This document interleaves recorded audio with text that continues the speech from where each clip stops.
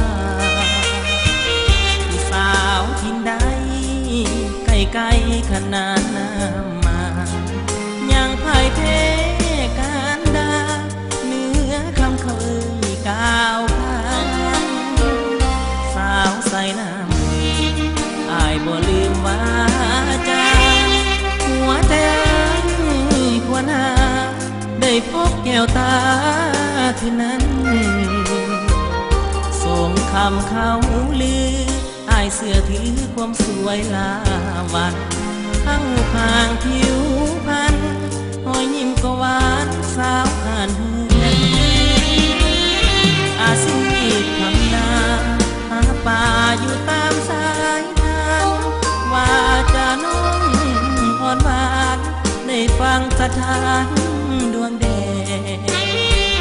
อีกนานสักสิบวันแก่มวนผู้คนมาแบกหยุดพากัน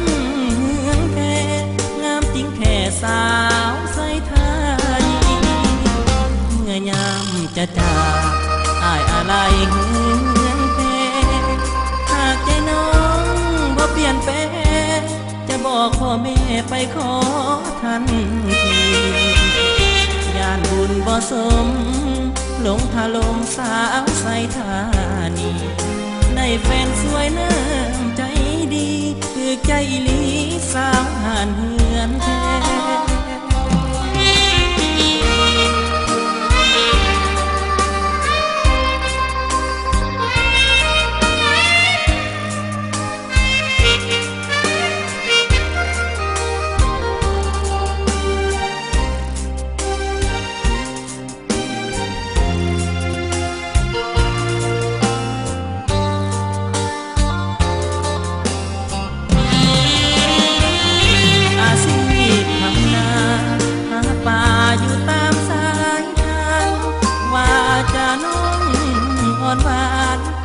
ฟังสถาน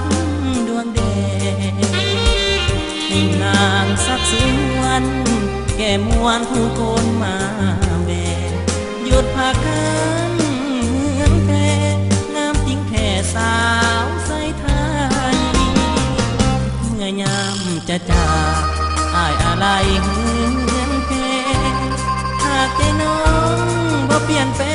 งจะบอกพ่อแม่ไปขอทันทีย่านบุญบ่สม